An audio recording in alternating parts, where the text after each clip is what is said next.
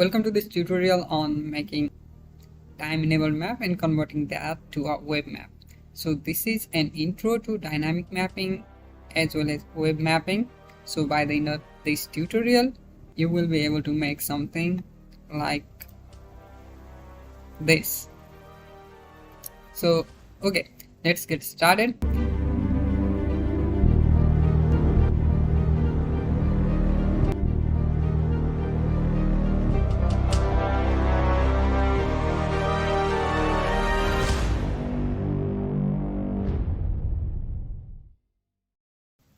So this tutorial has three distinct steps. So first is data acquisition and cleaning, which is I guess the longest step. And then we have data visualization, layouting and exporting. And then finally converting those layouts to web map.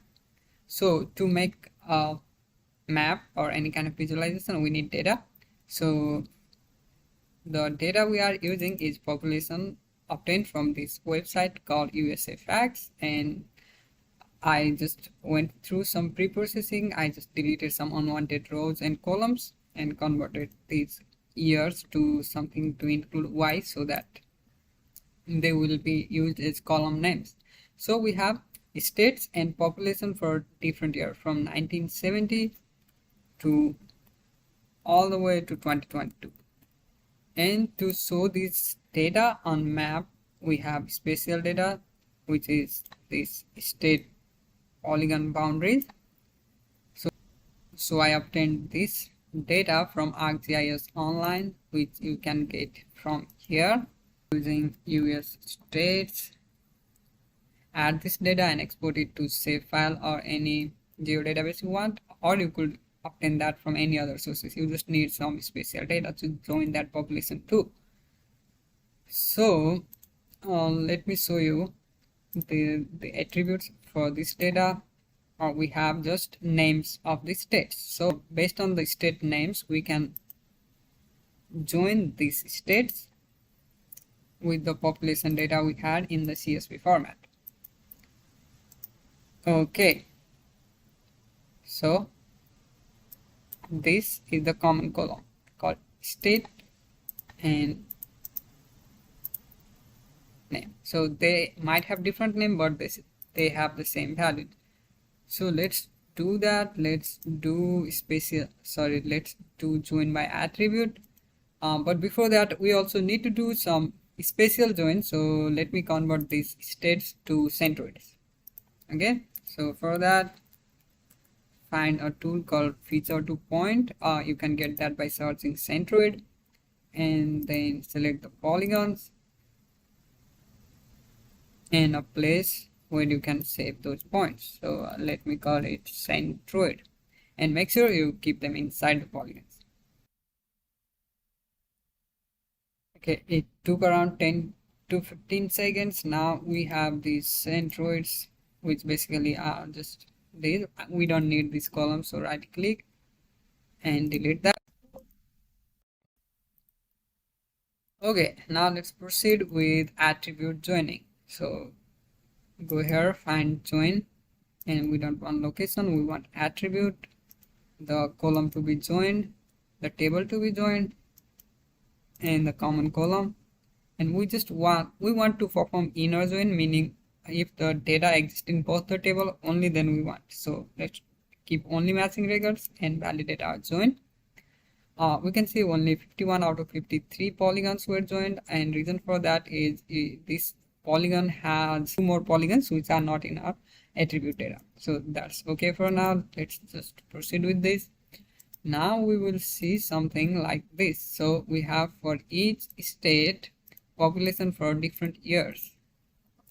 But to visualize this, we don't want this wide table. We want something called a long table or tidy table. So what do I mean by that? Let me show you an example here. So the data we have right now is like this. So we have one column called state and we have more than 70 columns that show population for different years. But This is not effective for visualization, and for visualization we want data to be in a tidy format where each column represents a variable. So what variables are present in this data? So one is of course state, and the second is year, and third is population. Okay, so we will need to convert data from this wide table to this long table. So we will have, instead of a large number of columns like in this table, we will have only a few number of columns but a large number of rows. Okay, so let's proceed with that. We have a handy tool called transpose.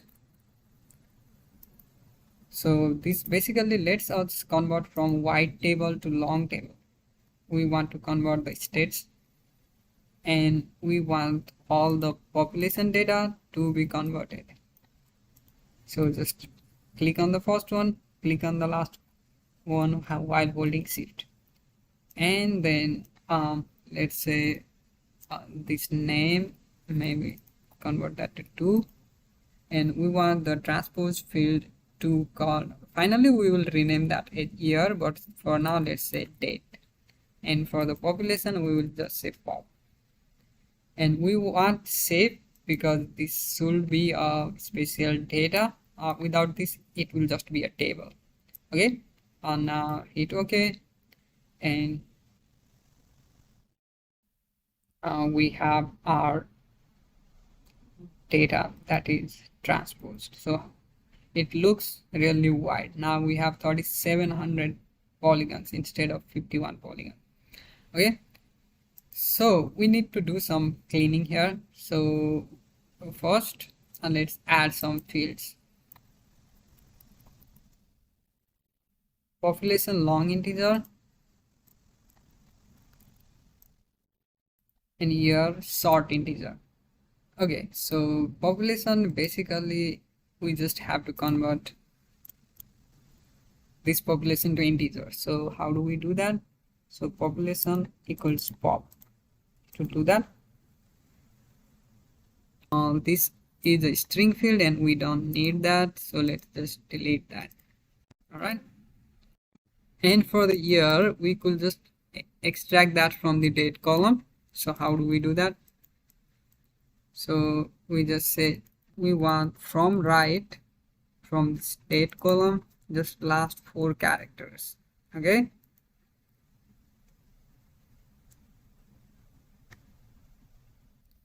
now we don't need this date column, let's delete this.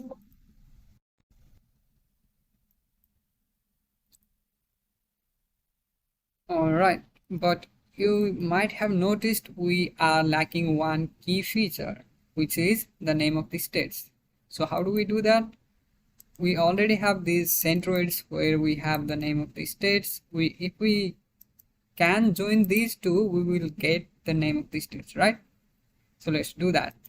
But now we don't have a common field to join them, but we know these are spatially related, so let's do spatial join.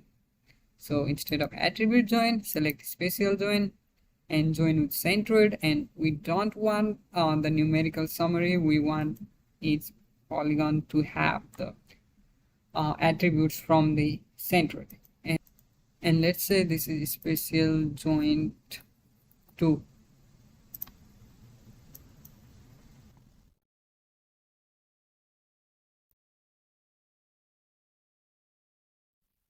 All right, so now we have data that is spatially joined. So it should have all the columns we need: the name of the states, the year, the population. So let's delete the unwanted columns.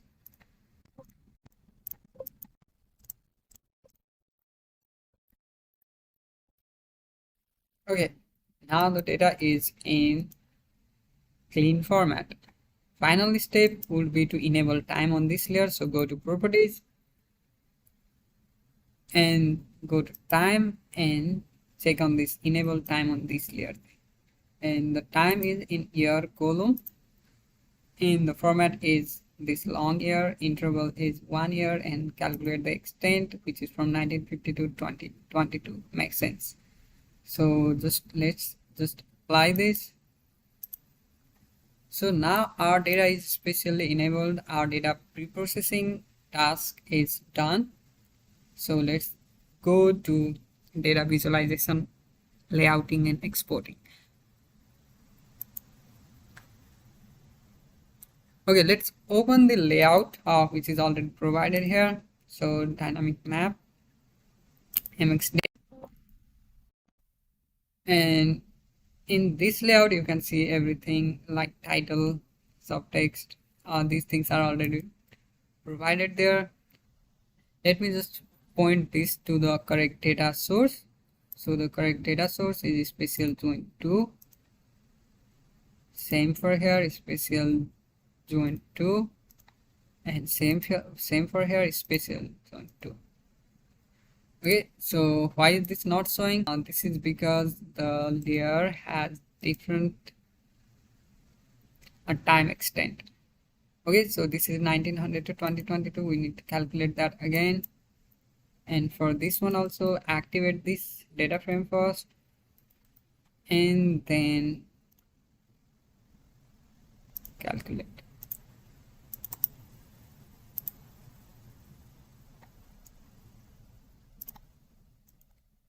And the same.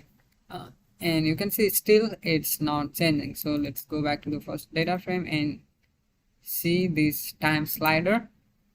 We are seeing this is still from 1900. We don't want that. So go to options and say time extent. So 1950 to 2023, and time and the restrict full time extent to that of US population. Okay, now we have data. Do that for other as well.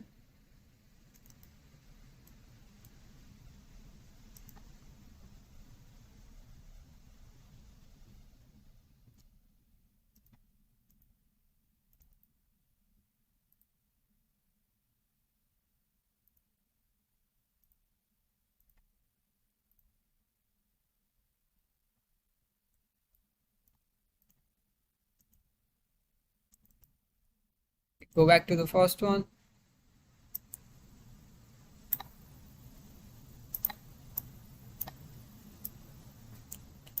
Now if I hit play, we can see that the data is changing over time, right? So I'll provide separate link on how to do all of this symbology and labeling and data frame thing, but right now you can just use the layout provided in this along with this tutorial. Or if you find something even better, please let me know in the comment. You might have noticed one thing here: the data for Alaska and Hawaii is not changing over time. Only the first data frame is changing, and if I activate the second data frame and do that, only the data for second data frame will change. So this is some limitation we have to overcome through programming. Okay, so if we could manually or through data driven pages, we could export all the data from 1950 to 2022, and we could also export video. But what we want to do is use some Python. So just go to Python console. Let's just open this export map file.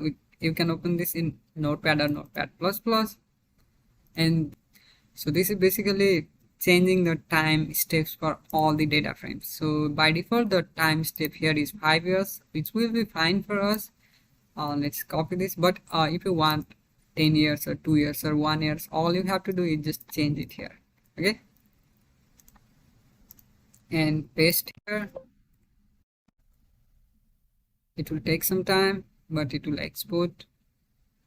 So you can see the progress here.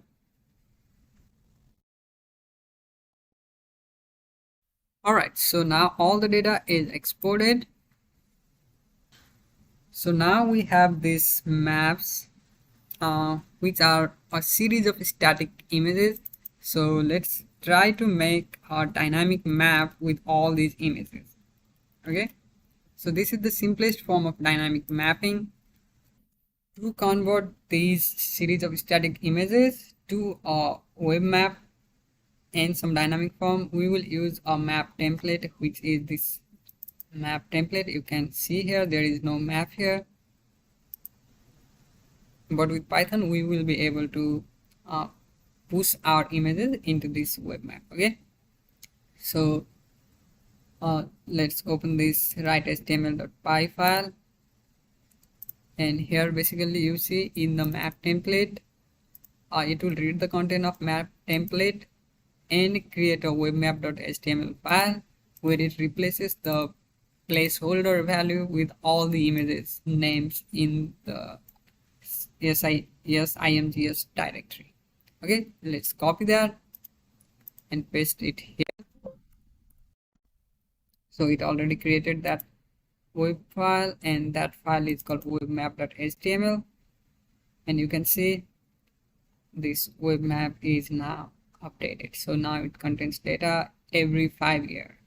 Okay, you could pause or play or navigate this to different time interval. So alright, this wraps up the tutorial for today. If you like this tutorial, leave a thumbs up, and I will be happy to see what you do with all this tutorial and data. So please let us know. You can also connect with me on LinkedIn. Thank you and happy learning.